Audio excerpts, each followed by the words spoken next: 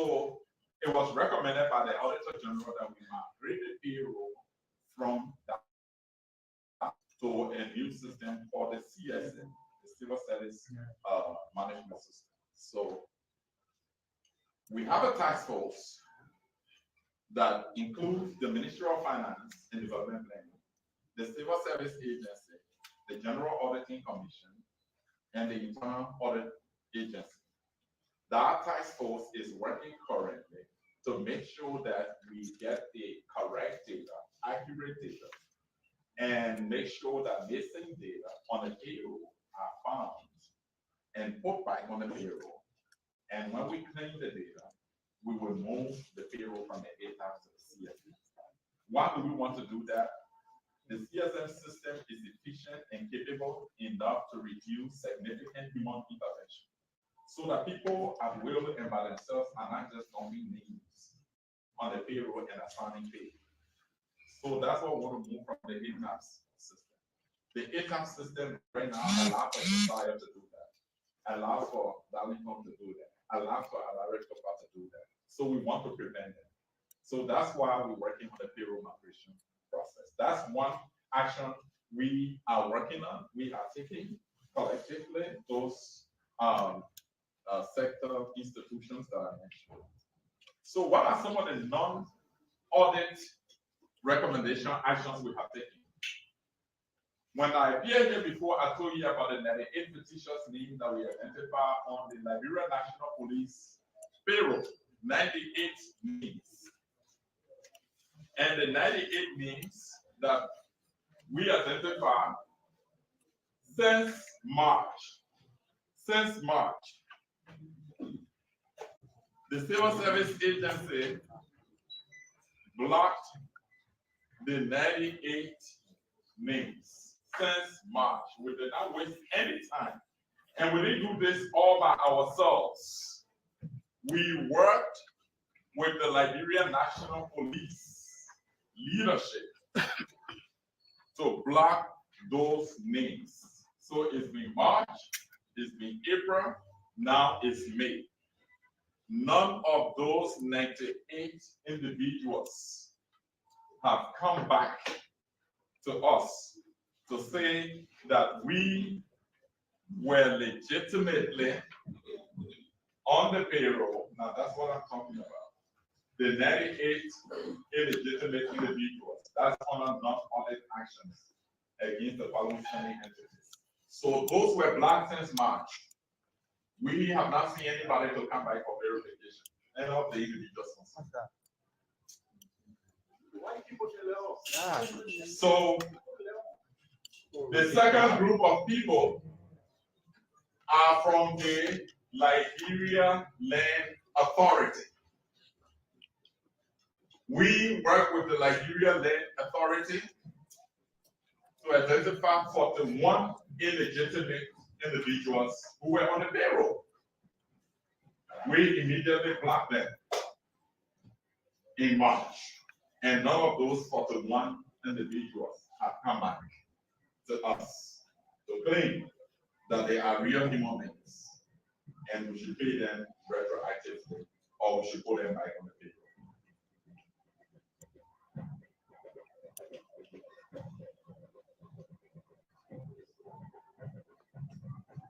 Looks like we have that illustration. Okay. Good. So then we move to something that is critical and the whole country wants to know about. Because when I came here and announced in one of my briefings that we identify about 40,000 individuals who are on the payroll, but the Civil Service Agency does not have personnel action notices for those individuals.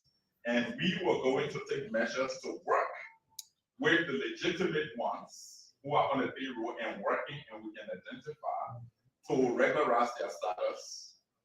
There was a big uproar. It was like the government wants to fire 40,000 employees. No. Our circular that we issue does not even mention anything about firing anybody. The overarching goal is to make sure that the CSA accounts for all employees in the civil service, and make sure that people who are receiving salaries are people who are on a job and working to merit that. That's the way we bring merit-based system to our service. That's the way we professionalize our service. So since our last briefing, Honorable Minister, when we appear and talk about that, the CSA has elaborated what you call the Employee Status Regularization Project. So under the Employee Status Regularization Project, there are two phases. Phase one is to make sure that we identify all of our legitimate employees on the job across the more than 103 spending entities. And the way we design that aspect of the ESRP is to conduct comprehensive and forensic head counts. The head counts encompass physical identification, taking your photograph, matching your documents with what we have on records. And I see Honorable Bagano is here. right. And the recent case on the Liberia Broadcasting System, conducting the head count. We'll also have a team right now here at the Ministry of Information, Culture Affairs, and Tourism conducting the head count. So the head count covers the following: the physical identification and count, analysis of the attendance records of the institution. We want to know those who are outside taking pay, out of the country, stay on the payroll taking pay. Those who are in the country but don't go to work and stay taking pay. That's burden on government. They are not working. They should not be paid. Not at all. They should not receive government's money. Then those on sick leave, also taking pay. Some of them, the sick leave, the stipulated sick leave period is over, and it's been over like 2 years, 3 years, but they are still on the payroll. Some of them, the study leave period has been over 2 years, 3 years, they are still on the payroll.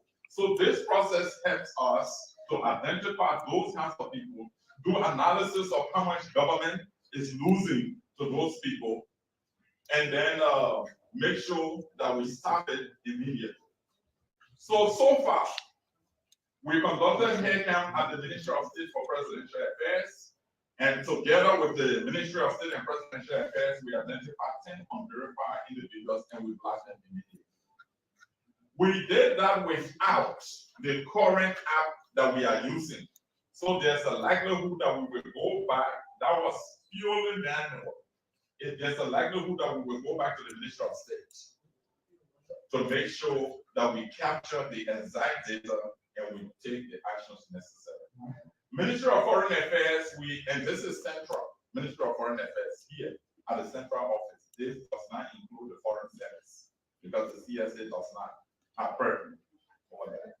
So we were able to identify 28 unverified individuals and we blocked them. That's the Ministry of Foreign Affairs. With the acquiescence, the consent of the authorities. At the Civil Service Agency, my own agency, we conducted the head count and we identified 14 unverified individuals and we blocked them. That's also at central office.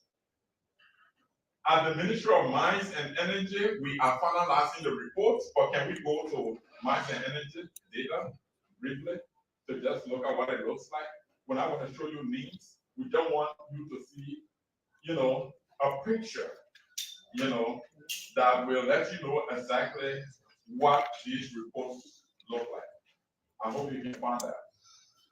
So basically what it does, the report tells us the number of people unverified, the number of people on sick leave, the number of people on steady leave, and then the number of individuals whose attendance record shows that they should either be dismissed or they should be suspended or they should be warned. So here, for example, at Mines and Energy, this category is for the attendance record analysis. That's the report. Take, for example, you see over there 0124, that's January 2024. The second column is 02-2024, that's for February. 03/2024, that's for March. So employee number one in the first row, for the entire January, they didn't go to work. Number of days, I worked 0. For February, they did not go to work, 0. For March, they only went to work for 3 days. So you see where you see base, the column that says base, that's the number of stipulated days you should be at work for the 3 months as an employee of that institution. You see days present, the total number of days present for that individual is 3 in the column that says days present. You see days absent, that person was absent for the 3 months for 58 days. They did not go to work. What is the percentage of days that they did not go to work? 95% of their time was spent outside the job. And our rule, the law says 14 consecutive days absent from work is dismissal. That's automatic. 14 consecutive days is dismissal. So in this category, look at the number of people. Let's concentrate on the column that says days absent. Oh, days absent. Look at it in red. Look at the number of days people are absent from work. 58, 48, 50, 55. The recommendation we are making to Mines and Energy is that all these people will be released of their job in keeping with law. This is now witch hunt. This is scientific. This is the data. The report is not finished yet, but this is just meant to tell the Liberian people what we are doing through the aircraft process when we come to the entity. It's forensic. We ask for all the legal documents that gave you the job. You bring them, you identify, you are verified, and we go into your documents. So you see over there, 55 days, you're not on the job for 3 months. 58 days, you're not on the job for 3 months. 53 days, you're not on the job for 3 months. That's outright dismissal. And once the minister takes action and sends copies of those communications to the CSA, immediately we remove all of them from the payroll. That is just for the Ministry of Mines and Energy. Can we go back to this part? Now, so that's Mines and Energy. Liberia Institute of Public Administration. We are also finalizing the report. But if you can show us, is that LIPA? Yeah, can you just wait in the way so that we see? This is also for LIPA. You see over there with black, no names, because right now the report is not finalized yet. When the report is finalized, we will unveil the names. And the only time we do that when the head of the entity receives the report. So for now, we just want to show you the data to tell you how forensically we are doing this. So, for example, the first person in the first row, in January, what happened? They didn't go to work for a single day. In February, they went to work 1 time. In March, they didn't go to work at all. They're supposed to be at work for 61 days. Number of days present, what happened? 1. Number of days absent, 60 days. Are you kidding me? 60 days? They didn't go to work at all, but it's paid. Because we checked the payrolls, we also asked for the institution payrolls and follow up. They were paid. That individual was paid for those 3 months. Government paid the person. So this person 1, absent 60, what's the percentage of their time absent from work? The percentage. Look at that. Let's go back. Let's go back, and we'll go to the savings. Let's go back to the spread on the left. Let's go back to the spread. Look at the spread there. Look at 98% right after 60 in red. 98% right there. That's the percentage of time they were off the job. Then this recommendation, trust me, is dismissal. That person is going to be relieved of their post. And for LIPA, we have up to how many in that category? Go down, let's see the total. Right there. So 36 in that category, 36 individuals. Yeah. And that is legit because it's keeping with the law and policy. So then, so what's happening? The employee's total monthly salary is what? 33,000. That's what we get for. That's for LIPA. And what percentage with black? With black 54. And that is for the institution LIPA. That's just LIPA. That's not the overall. 54% with black. The action we took constitutes 54%. So let's see the employees, the next column. So black employees, the total, as I just told you, is what? 36. You see it there. The percentage of our action is 36.7. So how does that affect the payroll? So the Monday, let's go to the right. So you see that Monday salary is 61,000 before action. The current Monday salary is 27. So reduction. The annual is 332. That's for the entire institution. Then let's go move to the right. So 98 total, that's the workforce. So let's go to the right. After our action, you have 62. That's what we were able to reduce it by 62, just for this action.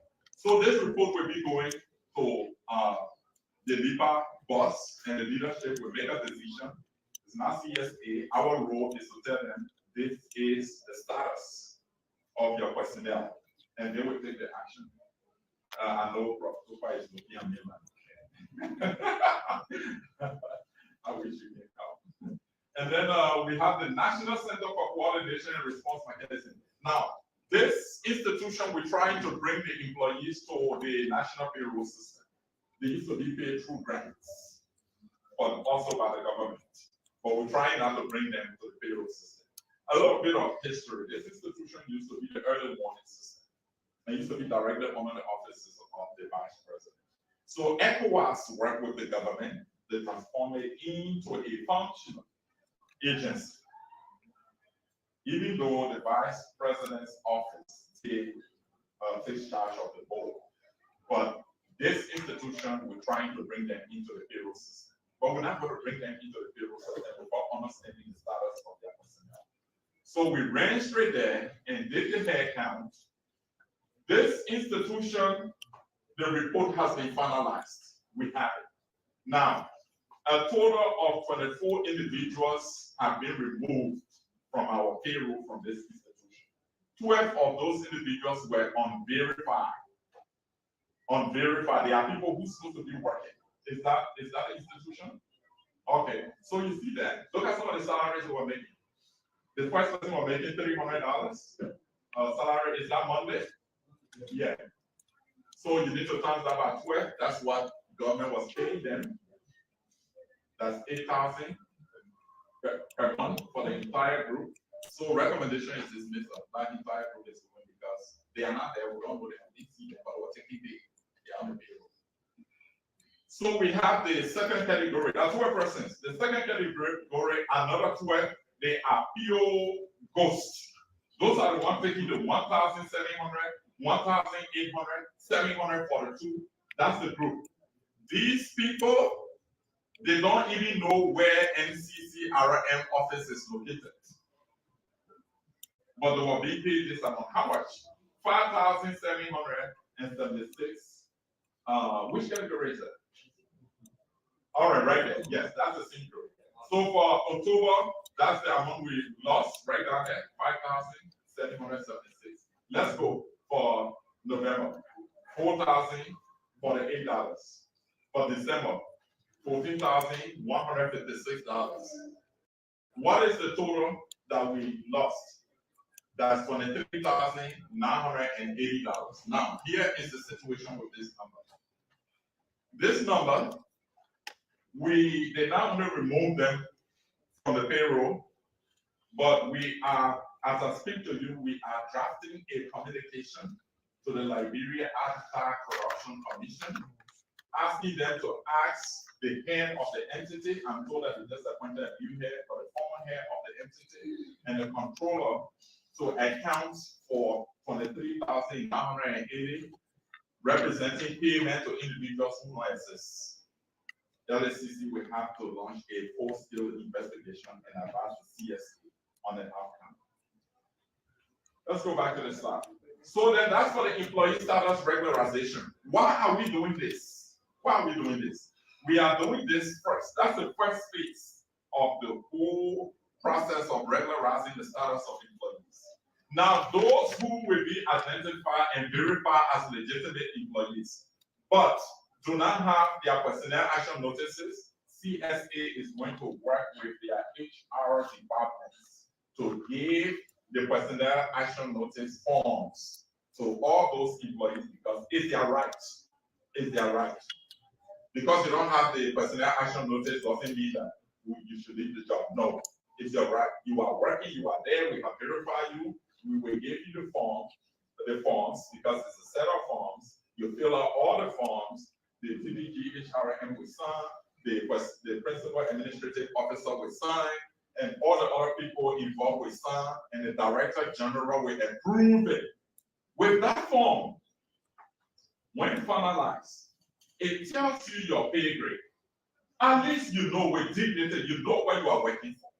Nobody will check your employment letter and tell you your pay is $100 before you go. You wouldn't know because you don't even have pay. And the law says that every employee in the civil service must have a completed PAN. What the PAN does is that it tells you your pay grade. It tells us your qualification, your competence in terms of skills, knowledge, and experience. It tells us your core value that must jive with the job for which you were hired. It tells us who your next of kin is. I bet many of the thousands of people who don't have PANs, they don't know who their next of kin are on the government records that can benefit in case something happens to them on the job. In case we have to retire you, where do we get your data from to send the information to NASCO? So that is why we have to regularize the status of our employees and account for them so that they can enjoy the rights and benefits of the job that they are doing. That's what we're doing now. So the second phase will be on the PAN process. When we stood here, we said we increased the month from 3 to 4 months, meaning 120 days, because we want to use the first 2 months to do this headcount process across all the entities. After that, we know the legitimate employees. The second phase will be to go and give them the PAN so they can regularize their status. Let's go to the next slide. So here we go. Next week, where are we going to be? Next week, our teams will be at the Monrovia City Corporation. Monrovia City Corporation has around 900 to 1,000 employees who are on the payroll. I'm not talking about contractors who are paid through goods and services. No, 900 around there, we're going to do the headcount. John F. Kennedy Medical Center, we will be there, our team will be there. They are also around the same 900. We will do the headcount. Ministry of Labor, we will be there. Ministry of Labor, our team will go there. They will do the headcount. National Bureau of Concession, our team is going to be there next week. And Governance Commission, I know Prof. Alaric Department, smile a little bit. Our team will be at the Governance Commission next week. So we have 5 headcounts that we'll be doing at the same time next week. This week, we are doing the Ministry of Health. It's ongoing right now. We are doing the Ministry of Information, Culture, Affairs, and Tourism, where we are the next one. When you get out before you open, just go and see the team working there. We are at the Liberia Broadcasting System. However, you just want to say something about what you saw at your place? Jump on me. Yeah. So, good afternoon. Cleverly, I think this is something the media should work with for about a week. You have seen for yourself what is going on across the country. So the process takes about 2 minutes maximum. And I mean, when I say 2 minutes, 2 minutes. So here is what happened. They asked me to bring my appointment letter. I did. This is it right here. They scanned it. After scanning it, they asked me for my national ID. I give it. They scan it, put it in the system. They asked me for my NIR or Social Security. That's a unique identifier. They scan it and they put it in the system. The reason why I became emotional and came here is because I worked in the previous government for 3.5 years, almost 4, you guys know. So when they asked me for Social Security number, I went to NASCO. Behold, they did not have a Social Security number for me, and they've been taking the money from me ever since, for almost 4 years. How is that possible? I should have had a Social Security number. But anyways, today I'm happy they issued me one, and they gave me a new card. And I think I spent 2 minutes the entire process. As I said, I gave the letter, they scanned it. I gave the 2 IDs, they scanned it, and they got their verifying teams along the way. Just because I gave you the letter here does not mean after they upload it, you're clear. They take your picture and put it in the system. And then you go to a third person that will look in the system. The person has nothing to do with the person uploading, taking your picture, getting the information. They have nothing to do with those people. They now, when you face them, they look in the system, they look at your picture, they look at your letter, they look at your ID, everything giant, everything corroborates each other, and they say, thank you, good day, see you. The good thing is I can share with anybody here is that spirit in the ID card. Ghost in the ID card, I think we can call spirit ghost. So let us help our country. I think you can see how much we're saving. If we're able to take off the ghosts from the payroll, we're able to hire young men and women graduating from the University of Liberia and other institutions. Thank you. Thank you. So the next thing we're going to talk about is the start of the consultancy process. So you remember we came in this room again, the minister and his team gave us the opportunity. We were able to talk to you about how we want to reform the consultancy regime across government. We told you that just in the last fiscal year alone, the government lost $6.1 million to consultancy. And I told you that even at our own agency, CSA, I sent for the folders of the consultants, 18 consultants. There were no valid contracts. There was no reports for services provided, no performance appraisal reports, nothing. So what we did, we immediately elaborated policy guidelines to govern the consultancy process. His Excellency the President, Joseph Jokai Sr., graciously launched the policy and encouraged all spending entities, more than 103, to work with the civil service agency to reform the consultancy regime across government functionaries. So this is what we have instituted, the step and procedures. And as a matter of fact, today I'm announcing the start of consultancy, meaning that every spending entity will follow these simple procedures to do their submissions. First, the spending entity. When we say spending entity, for example, it's like Liberia Broadcasting System, Governance Commission. The spending entity will conduct need assessment because you got to know where you need consultancy for. You need to identify the gaps that you want to address. So after the need assessment, we submit terms of reference and a requisition form to the CSA. So the terms of reference is just about what the consultancy will be about, what areas of skills or knowledge you need to bridge and everything or to scale up. So you submit that to the CSA. Then the CSA will review, adjust, and classify the TOR based on tier ranking. In the consultancy process, we have classified the different consultants that will be providing services into 3 tiers. We got tier 1, tier 2, tier 3. So when you submit your TOR, then we do the classification, we do the adjustment. Then CSA and the spending entity will ask you to submit an expression of interest. We all know what that means. You want to do the job, you think you are qualified, convince us. Then CSA will evaluate the expression of interest, the CV of the potential consultant, and then we will do the shortlisting. Now it is the CSA, for example, LBS or GC, will work together to conduct the interviews and select a qualified candidates.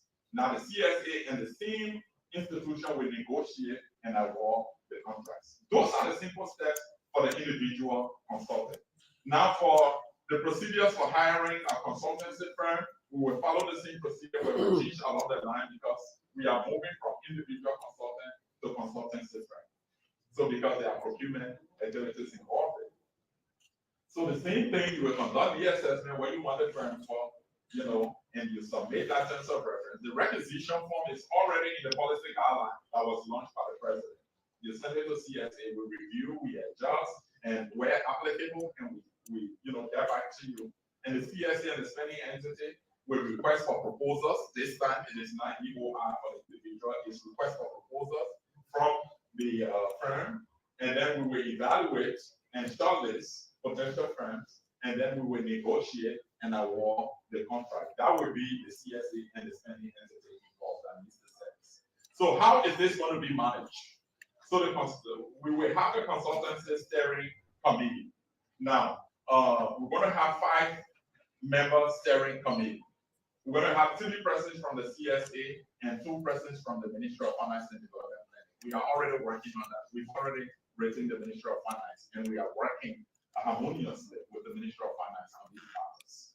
So the steering committee will provide overall guidance and will meet quarterly to review and advise the consultants on the consultancy process. So that's all we're going to do. It's so simple. Those are the simple steps and procedures. But as of today, I want to announce that spending entities can now begin to do their submissions to the CS for this process.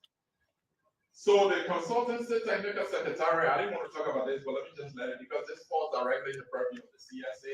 So it's our technical consultancy team at the CSA, and it's headed by the Director General for Administration, Deputy Director General for Administration, that's Daniel Yang. So all consultancy matters will go to that technical team. And the team responsibility will be to review and evaluate all terms of reference and consultancy requisitions in keeping with the policy guidelines that were launched by the President. They will evaluate consultancy proposals, keep a full record of the number and types of consultancies provided to spending entities, and provide quarterly updates and reports to the consultancy steering committee. So we have a whole regime on this consultancy process. It's not going to be loose. We're going to follow the books, and we're going to make sure that we get a value for money. If you provide any services, we will see those reports. Those reports have to be consistent with the terms of reference you provided. All right, so another big one, salary advance, 50%. So about 1.5 months ago, the Civil Service Agency in Ecobank, Liberia, launched what we call the employee salary advance, 50%. So that process is being rolled out as we speak. Civil servants who have accounts, salary accounts with Ecobank, they are able to take up to 50% at any time. And they are able to pay back in 30 days. They will pay back with the record lowest 3% interest rate. There are people who go out to individual borrowers and take money and pay in 2 weeks with interest rate of 10%, 14%, 20%, 25%, and it's still happening. So we're saying, no, we can subject our civil servants to that. So let them be able to take salary advance, even if they are going to pay back something, it should be very small. Ecobank is rolling that out for all customers who are our civil servants. So then we also said, but if we don't take quick action, we can see, huge numbers, flocking to Ecobank from other commercial banks. We don't want our civil servants who have salary accounts with other banks running to Ecobank, changing their banking institutions. So then we had a meeting. The Civil Service Agency had a meeting with the heads, the presidents and CEOs of the other commercial banks who are paying civil servants on behalf of government. We had our meeting and we reached an agreement with those 5 banks. We have the Liberia Bank for Development and Investment. We have the United Bank for Africa. We have International Bank Limited, Guaranteed Trust Bank, and Afriland Bank. We met with them. They also agreed to launch the same 50% salary advance for all employees who have salary accounts with them. And those employees will only be paying the same 3% interest rates when they are paying back after taking the advance in 30 days. Now, at the meeting, it was so interesting. We even had some jokes, we created some jokes. So UBA was like, okay, so we can even do 2% at the meeting. And LBDI was like, okay, if you do 2%, then we will do it free. Yes, so we did that, but I don't know what we do, but it was just jokes that was created.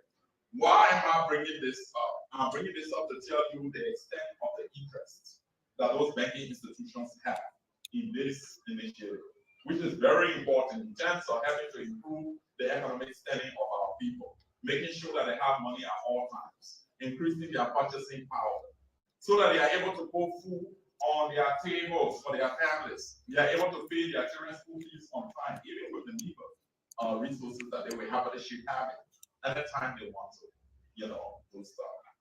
So this one is being worked on. This one is credential evaluation, verification, and background checks.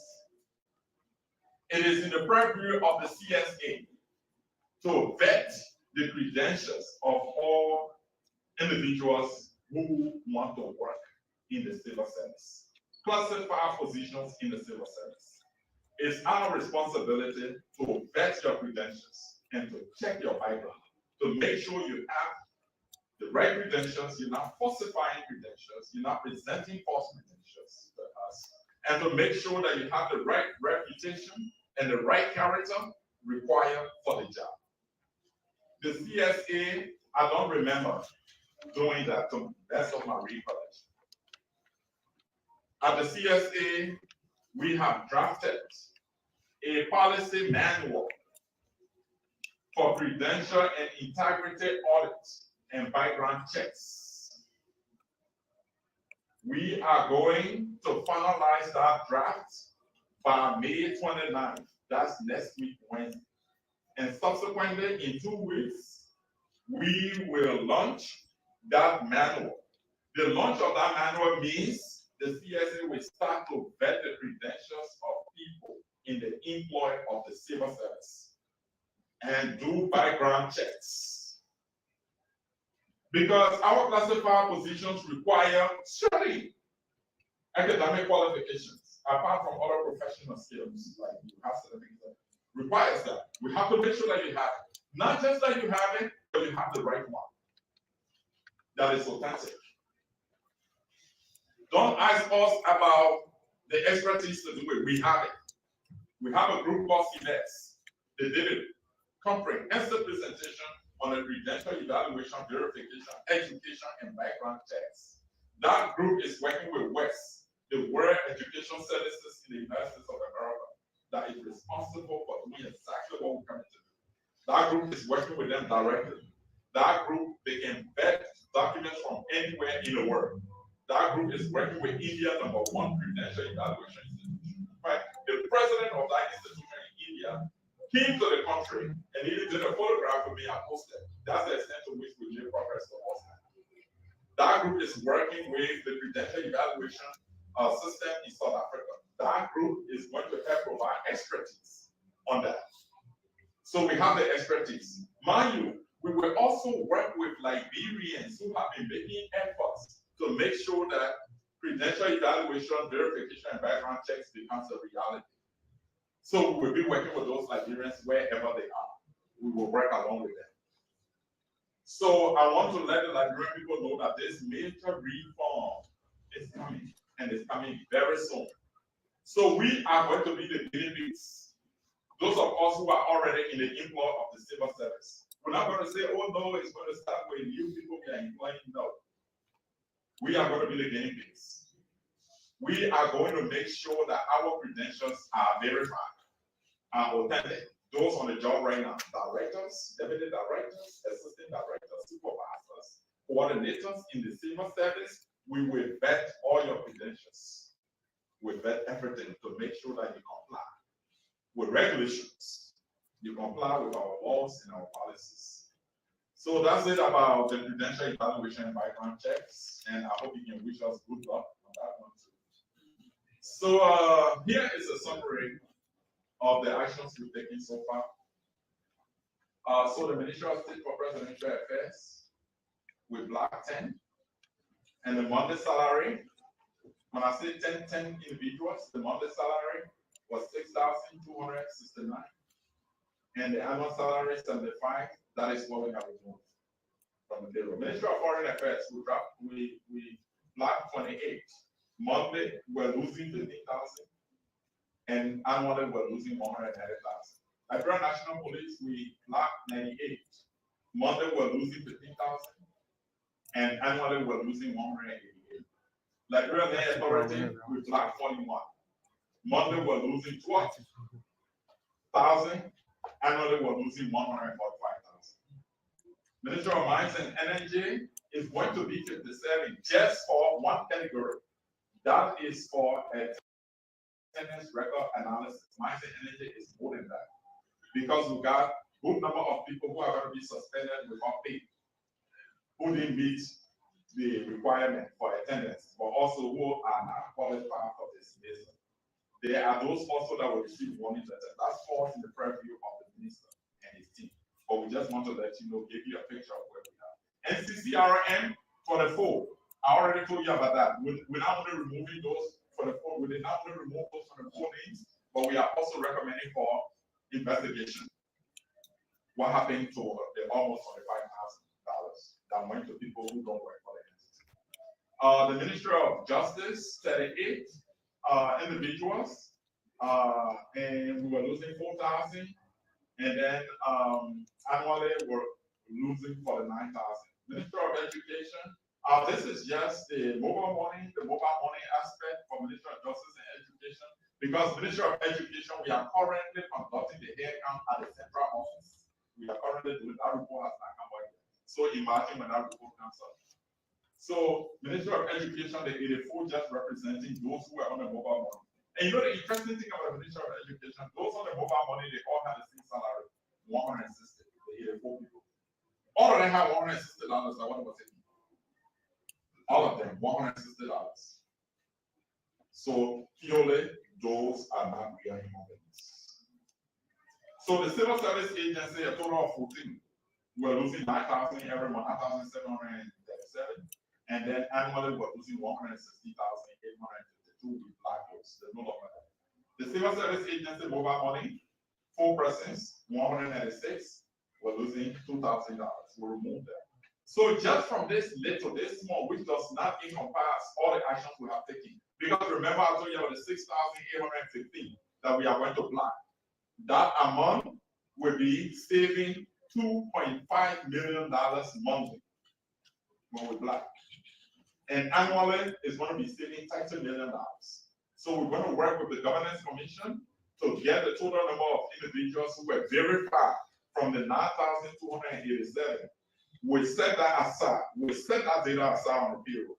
They were verified. The 6,815 unverified, we will block all. They will not be taking pay from June. We will block them. And that number constitutes 11% of the workforce and the wage bill. So when we say $2.5 million just because of that number monthly, and say $30 million annually because of that number, that's a significant saving to the government. So that saving plus what you have here, $1.9 million, which we have seen so far, $1.9 million, without us going to the government to say, give us money to do it. This is purely through innovation and creativity. That's the part I want to add. This is not something we requested for budget, give it to us to do this. The things that we have dispatched at all the government ministries and agencies is on our own accounts. We do contribute, that's the secret. I'm going to tell the public we do contribution to do that. So we have elaborated a comprehensive employee status regularization project, and it goes down to go across the country and do Ministry of Internal Affairs comprehensive, Ministry of Health comprehensively, not just the central offices, Ministry of Education comprehensively, all of the outstation employees for LBS, for Governance Commission, for Civil Service. The total budget is $244,000. $244,000 is just peanuts to be able to save millions. For us to save millions, we're not asking for millions to save millions. We are only asking for a little amount to be able to save millions in about 2 months. Save the government. And we have no doubt, trust me, we have no doubt that the government is going to provide that money. The $200,000, the $244,000, that the government is going to provide that money as quickly as possible to ensure that we save millions, we streamline the workforce in a professional way by removing the discrepancies, the redundancies, and the inefficiencies, making sure that we have a professional workforce and make sure that we have a wage bill that is acceptable. Then we will go to the biggest thing everybody in the country waiting for, which I announced. when I was taking over, that we will do a bi-weekly payment. This salary advance is a prelude. The fact that we are succeeding with the salary advance, that employees are able to take 50%, just at 3%, it's a prelude to celebrating bi-weekly payment. Then the guys take $500 every month. The person receives $250. They don't have to pay a cent in terms of interest rate because it's their right. So let's support these reforms. Let us not be distracted as a country. The president talked about the rule of law. Rule of law means transparency and accountability. We will implement that. The president cannot talk about that. The president cannot talk about education. We will have to do that. But to do that, we need the money to do it. Nobody should be in India, Nigeria, Ghana, the United States, Cote d'Ivoire, and calling me and begging me, this is my only source of livelihood. DG, please don't take my name from the table. Just the headcount that we have conducted at a few entities, I get calls every day from Liberians who praise our name because they are calling and telling them that they are about to remove me from the payroll. Some of them being in Ghana for 2 years, they are on the payroll. I've received 5 calls from India alone. They are all on the payroll.